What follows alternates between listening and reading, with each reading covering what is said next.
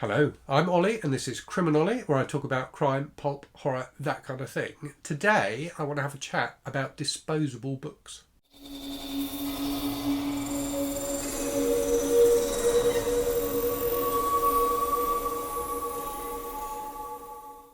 Now, obviously, a lot of the books I talk about on the channel are trash, are pulpy books that were very much mass produced and very much of their time. So we use that term, don't we, to talk about books that are have political views or racism or sexism or whatever that just doesn't feel right today. But also these books are, I think, of their time because they were made to cash in on a particular kind of interest or something that was in the public eye at the time. So Skinhead by Richard Allen, which I've talked about recently on the channel, is a great example of that. So there was a fascination in the early 70s in the UK with skinheads and skinhead culture and kind of the menace of skinhead gangs, and this book was 100% written to cash in on that fascination. So there are books that are disposable because the publishers only expect them to be popular for a certain amount of time. But I think as consumers of books, as readers, we are, there's something about books that we feel is more valuable than other forms of printed material. So newspapers are, inherently designed to be disposable. They literally are out of date the day after they've been published. And certainly in the UK, it doesn't really happen anymore, but in the UK, newspapers used to be used in fish and chip shops to wrap up the fish and chips, keep them warm. So when you left the fish and chip shop, your fish and chips would be be wrapped initially in clean paper, but then in newspaper just as insulation. And newspapers, out of date news in the UK is sometimes referred to as yesterday's chip paper. So newspapers are inherently disposable, and magazines to an extent are as well. I think some more than others. So magazines, periodicals are definitely printed to to be read at a certain time. But certainly there are many people who collect magazines. And when we think about comic books, which are similarly originally were designed to be disposable. Clearly, there's a huge market for collecting comic books, and vintage comic books can go for a lot of money because of the fact that at the time they came out, they were considered to be disposable, so they weren't really cared for in the same way as a book might have been by their owners. So I think we hold books, even trashy books like The Island by Peter Benchley, we hold books in greater esteem than other forms of printed media. And certainly, the idea of physically disposing of books, so throwing books away, or heaven forbid, burning books, is something that is horrifying to book lovers. And indeed, we think of book burnings as being an evil thing. In the same, and we would not think of burning newspaper. Newspaper is frequently used as firelighters. I remember as a kid, when visiting relatives that had open fires, or being on holiday somewhere in a cottage or something like that had an open fire. Part of the ritual in the afternoon or the early evening would be folding up newspapers in kind of a concertina sort of way, to be used as firelighters. We certainly would never do that with a book, although I suppose book pages are a bit smaller, aren't they, so they wouldn't work quite as well as firelighters anyway. But anyway, I digress. So I was thinking about this fact that some books, like this is a good example. So Guardian Angels by Mick Norman. So unlike the copy of Skinhead I flashed up, this is an original edition from the 70s. This is very much a disposable book. But I think nowadays we've moved into another form of disposability in publishing, and that is the likes of Kindle Unlimited.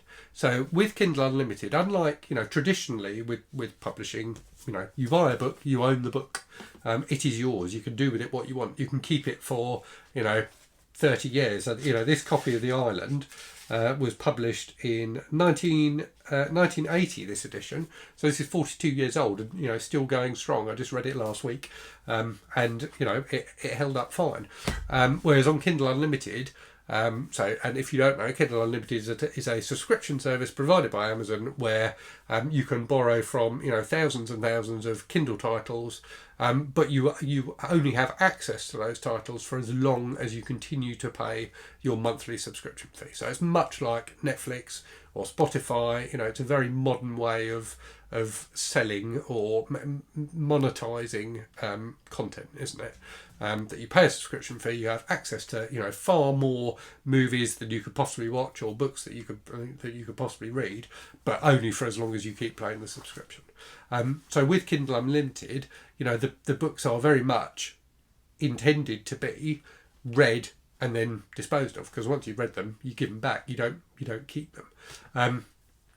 Now, I don't for a minute think that the authors, or the majority of the authors, when they wrote the books, expected that, and indeed there are increasingly and hearteningly, I think it's fantastic, there are lots of older books available on Kindle Unlimited that have been maybe are no longer in print, but the publishers see an opportunity to make a bit of extra money out of the copyright that they hold on that book, and it's very easy for them to publish it on Kindle and make it available on Kindle Unlimited. So The Searchers by Alan LeMay, which is a western from the 50s, which I read for June on the Range, whilst I have a copy of it in the Library of America Western volume, the copy of it I actually read was one on Kindle that I borrowed from Kindle Unlimited.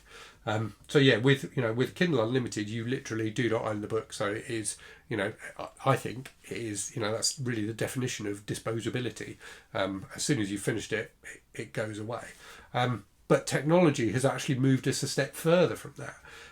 So there's an app, and I'm sure there are alternatives to this, but there's an app called Hooked, which is available on for smartphones, and I'll put up some screenshots so you can see what it looks like, where the stories are told as a series of text messages, and as the reader you have to tap through in order to refresh and get more messages. So I've read a couple of things on it some time ago, and they're interesting. They're kind of YA, they're really fast-paced kind of suspensey type stories, but they're a lot of fun. But like Kindle Unlimited, you have to, in order to get access to the full range of stories on Hooked, you have to subscribe.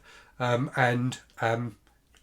soon as you stop subscribing, the stories are gone. And also, these are stories with, like pulp stories, with limited depth, shall we say.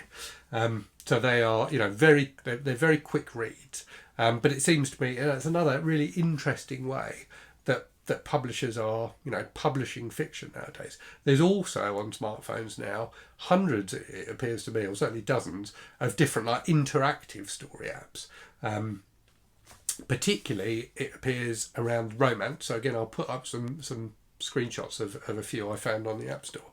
So there are loads of these romance stories which are kind of comic book style, where you can choose the path that the character takes in a similar way, I guess, to the kind of choose your own adventure books of certainly my childhood and I guess other viewers' childhoods, or the fighting fantasy books, which are the British equivalent.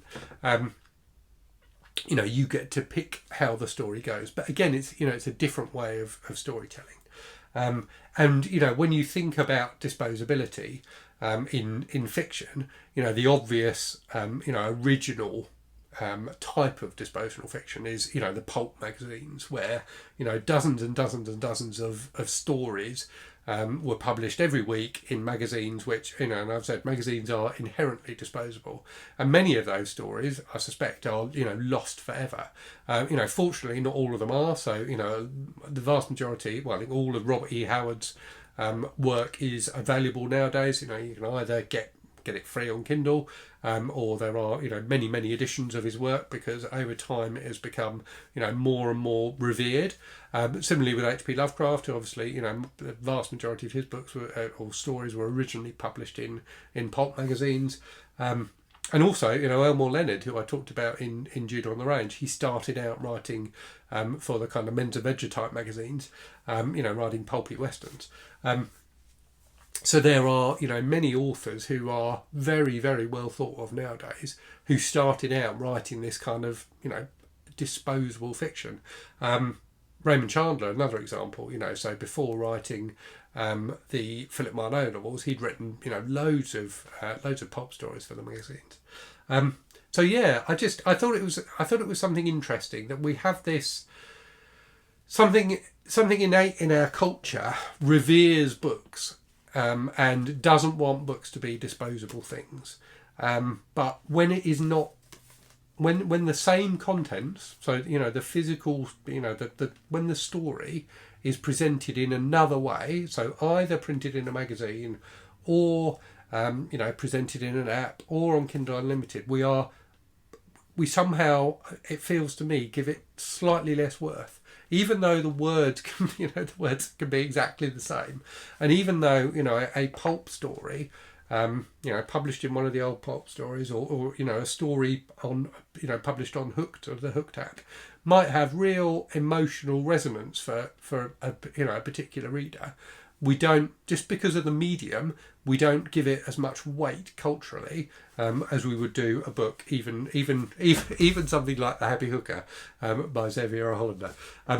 So yeah, let me know what you think about this. I think it's it's one of those, as always with these Sunday Bollocks videos, I'm not entirely sure what I think about it, but it did occur to me that it was something interesting about about the way we think about the printed word, be it on paper or electronically. So time for me to pluck another random book from the shelves. So this is one I have talked about on the channel before, but it felt appropriate for this video. So this is Another Time, Another Woman by Walter Kalin. So Kalin was a big writer in the men's adventure pulps. Published loads and loads of stories, some of which are collected in the Men's Adventure Quarterly books that are available on Amazon. And I think this is his only novel. He may have written a couple of others, but I think this is his only novel, which I did a review of on the channel some time ago, fairly early on in the life of the channel. So this was published in '63. I think I don't think it was reprinted, or it may have been, they may have done a couple of print runs of it, but it was certainly not, it was not a book that stuck around for a long time. I was able to get this second-hand copy, and it's a really fun, pulpy mystery novel. And there are dozens and dozens and dozens of, hundreds of books like this published in the, the 50s and 60s, which, they may have done a couple of print runs. A few people bought them and read them and enjoyed them, and then the publishers stopped printing them, and they've just languished out of print for forever and ever. And unlike things like like Robert E. Howard, where there has become a desire to make his work available on Kindle, stuff like this I think is just too obscure. So some of the men's adventure series from the 70s, like Casca the Eternal Mercenary, which is one I've always meant to read, that's available on Kindle Unlimited now. But something like this, I think, sadly never will be. Which is a shame, because it's a really, really fun book, and I suspect there are not many copies of it left in the world. So in the unlikely event that you've read this, do let me know what you thought of it. If you've got this far, so this is a gold medal book from Fawcett. So if you got this far, leave the gold medal emoji in the comments. So, as always, thank you very much for watching another one of my Sunday rambles. Hope you found that interesting. Do let me know what you think about disposable stories and books. And as always, thank you very much for watching. Hope you're safe and well. Hope you're really good stuff. And I'll speak to you again very soon. Cheerio.